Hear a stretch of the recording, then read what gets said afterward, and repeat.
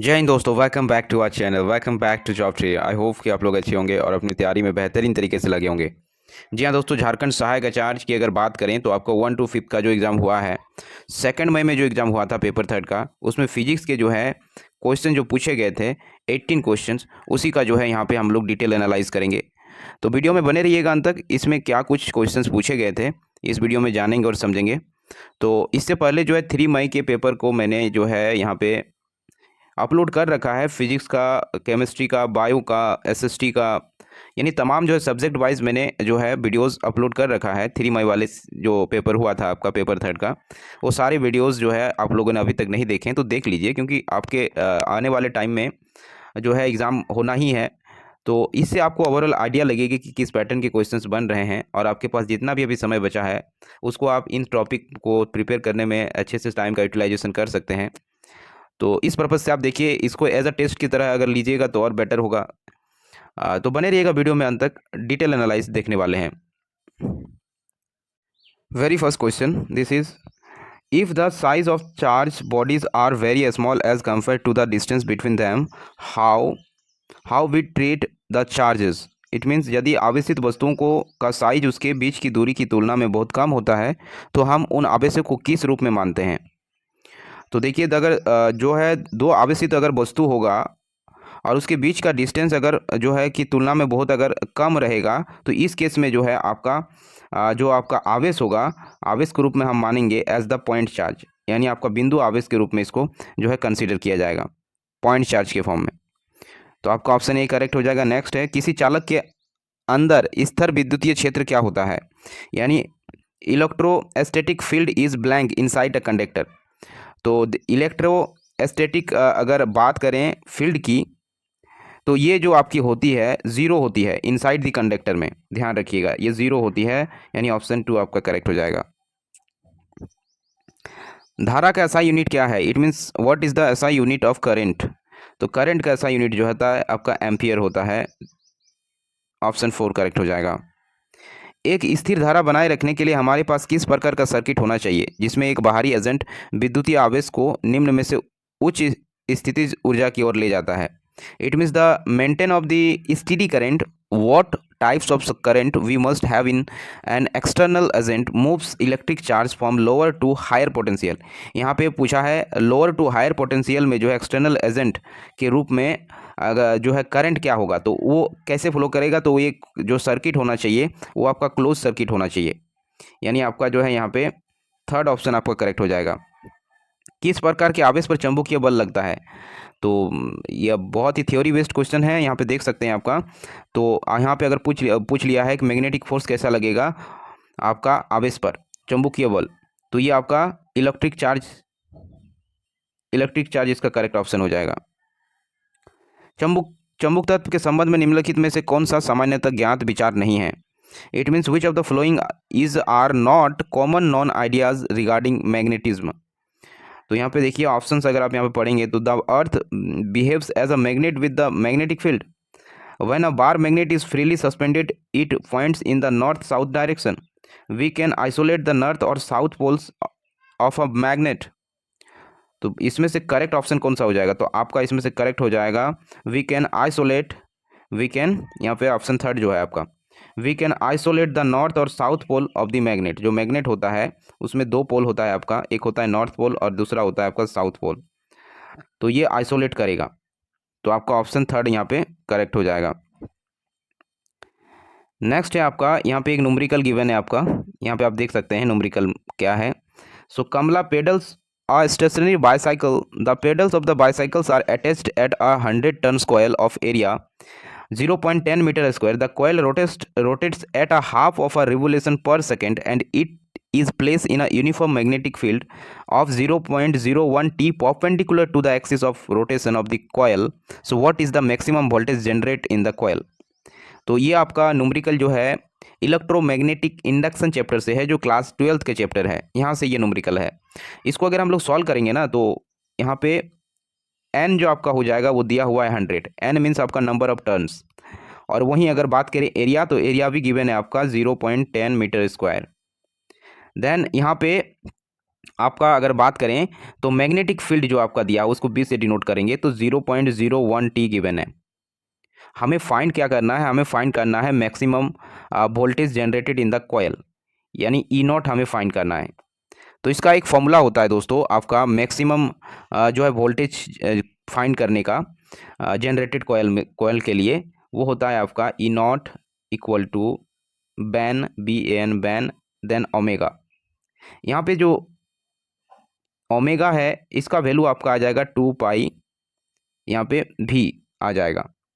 तो इस फॉर्मूला में अगर वैल्यू पुट कर देंगे तो आपका रिजल्ट आ जाएगा। जैसे बी का वैल्यू था 0.01, ए का एरिया का वैल्यू था आपका 0.10, देन एन का वैल्यू था आपका 100, फिर 2, फिर पाई का वैल्यू 22/7 यूज़ करेंगे। उसके बाद जो है आपका यहाँ पे भी आ जाएगा 0.1, बिकॉज यहाँ पे जो आपका गिवन था रोटेट जो कॉयल हो रहा था हाफ रिवोल्यूशन पर सेकंड में हो रहा था, तो उसका डेसिमल वैल्यू अगर हम निकालेंगे तो आपका क्या आ जाएगा 0.5 आएगा। इसका मतलब हम उसको हाफ लिख सकते हैं। तो इस तरह से इसको पूरा फर्दर कैलकुलेट करेंगे, 2 इस तरह कैंसिलाइज हो जाएगा, और इस तरह से इसको अगर आप सॉल्व करेंगे ना तो आपका रिजल्ट आ जाएगा 0.134 वोल्ट, यानी ऑप्शन 2 आपका करेक्ट हो जाएगा। नेक्स्ट है आपका a register of 200 ohm and a capacitor of 15 microfarad are connected in a series of 220 volt and 15 hertz AC source, so calculate the current in the circuit. ये आपका फिर से एक न्यूमेरिकल आ गया, और ये आपका जो है अल्टरनेटिंग करंट जो आपका क्लास 12 का फिजिक्स का चैप्टर से क्वेश्चन है न्यूमेरिकल। इसको कैसे सॉल्व करेंगे, तो सबसे पहले इसको अगर हम लोग सॉल्व करेंगे थोड़ा टाइम लगेगा दोस्तों, बट आपको अगर सॉल्यूशन समझना है तो थोड़ा सा पेशेंस रख के वीडियो को देखिए। यहाँ पे देखिए, इसमें जो आप सबसे पहले फाइंडिंग आपको करनी होगी क्या, first we will calculate the impedance of RC circuit, then we will calculate the current and resultant voltage. It mean सबसे पहले हमें इम्पीडेंस इसका जो है निकालना होगा। इम्पीडेंस सबसे पहले हमें फाइंड करना है। तो इम्पीडेंस अगर इसका हम फाइंड करेंगे, इसको जेड से डिनोट करते हैं, तो इसका फॉर्मूला आ जाता है आपका। उससे पहले आप गिवन वैल्यू को लिख लें, क्या क्या वैल्यू गिवन है क्वेश्चन में। तो यहाँ पे आर गिवन है आपका 200 ओम, देन आपका जो है सी गिवन है, सी गिवन है आपका जो कि है 15 माइक्रो फ्राइडे है। अब माइक्रो फ्राइडे को हमें कन्वर्ट कर लेना है फ्राइडे में, तो इसको हम इस वे में भी लिख सकते हैं 15 10⁻⁻⁶, ये लिखा जाएगा सी का वैल्यू। देन आपका जो है वैल्यू यहाँ पे गिवन है आपका, यहाँ पे जो है वोल्टेज भी गिवन है, तो यहाँ पे हम लिख सकते हैं EMRS 220 वोल्ट। चलिए मैं आपको डायरेक्ट जो है इसका रिजल्ट बता दे रहा हूँ। यहाँ पे इसका फॉर्मूला आपको आ जाएगा R² + XC² अंडर रूट में ये आएगा, और इसका फर्दर सॉल्व हम लोग अगर करते हैं तो रिजल्ट कुछ इस तरह बनेगा। इसका डायरेक्ट वैल्यू आपका आ जाता है 2 pi FC to the power minus जो है 2 आ जाता है, और ये अंडर रूट में इसको फर्दर सॉल्व कर लेंगे। यहाँ आर का वैल्यू हमें गिवन ही था, और 2 है, पाई का वैल्यू 22/7 हो जाएगा, और एफ का वैल्यू जो है यहाँ पे गिवन है 50 हर्ट्ज है, फ्रीक्वेंसी भी गिवन है, और सी भी गिवन है आपका। सी जैसे मैंने पहले बताया हुआ है आपका जो है 15.0 था, और उसको 10⁻⁻⁶ इस ये वैल्यू यहाँ पे पुट कर देंगे, और इसको पूरे फर्दर सॉल्व कर लेंगे ना दोस्तों, तो आपका यहाँ पे आंसर आ जाएगा 0 पॉइंट, ये देख सकते हैं 0.755 एम्पियर जो है आपका यहाँ पे रिजल्ट आ जाएगा, यानी ऑप्शन 3 आपका करेक्ट हो जाएगा। नेक्स्ट क्वेश्चन है, हमारी आंखों की संवेदनशीलता का केंद्र सूर्य के तरंगदैर्घ्य वितरण के केंद्र के साथ डैश है। तो ये क्या होता है, तो ये कोइंसाइड्स होता है। क्या हो जाता है, कोइंसाइड्स हो जाता है। कौन सा विद्युतीय सुरक्षा उपकरण है जो विद्युतीय परिपथ को अधिकतम विद्युत धारा से बचाता है। तो देखिए ये आपका ट्रांसफार्मर से क्वेश्चन था, तो ये आपका जो है फ्यूज़ इसको जो है प्रोटेक्ट करता है, तो ऑप्शन 2 आपका करेक्ट हो जाएगा। जिन जिन चिन्हों की प्रणाली में प्रतिरोधक रंग कोड क्या इंगित करता है, यानी what does the register colour code in the system of marking used in indicate.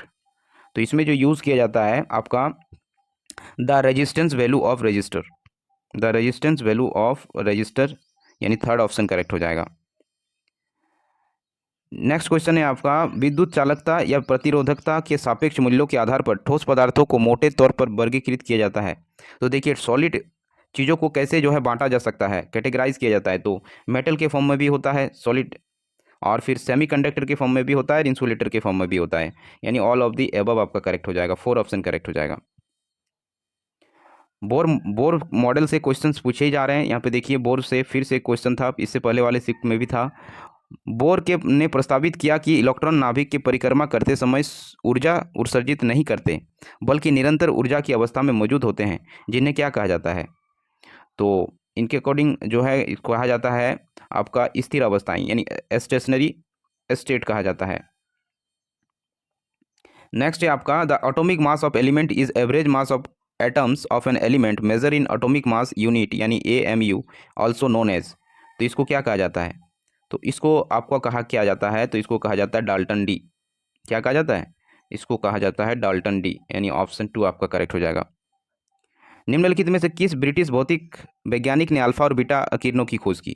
तो ये थोड़ा सा आसान क्वेश्चन था आपका, जो है ये अर्नस्ट रदरफोर्ड ने जो है अल्फा एंड बीटा रेज की खोज की है। उपयुक्त रूप से गर्म करके मुक्त इलेक्ट्रॉनों को धातु से बाहर आने में सक्षम बनाने के लिए पर्याप्त तापीय ऊर्जा प्रदान की जा सकती है, इसे कहा जाता है। तो ये डायरेक्ट थ्योरी बेस्ड जो है क्वेश्चन है, तो इसको कहा जाता है आपका थर्मोनोमिक इमेशन। आपका थर्ड ऑप्शन करेक्ट हो जाएगा। नेक्स्ट है photo electric current depends on. देखिए फोटो इलेक्ट्रिक इवेंट अगर पूछ ले, फोटो इलेक्ट्रिक जो अगर करंट की बात यहाँ पे पूछा जा रहा है, तो ये जो है डिपेंड करता है इंटेंसिटी ऑफ इंसिडेंट लाइट पर। बिल्कुल करेक्ट है। The potential difference applied between the two electrodes, ये भी करेक्ट है। The nature of the emitter materials, हाँ ये भी करेक्ट है। यानी इन तीनों चीज़ों पर जो है डिपेंड करता है फोटो इलेक्ट्रिक करंट, यानी ऑल ऑफ दी आपका करेक्ट आंसर हो जाएगा। ऑल ऑफ दिस आपका करेक्ट हो जाएगा, सारे ऑप्शन करेक्ट हैं।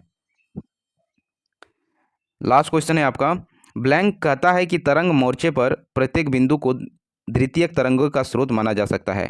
यहाँ पे वेब चैप्टर से जो है आपका क्वेश्चन है ये, blank state that every point on the web front may be considered as a source of secondary webs.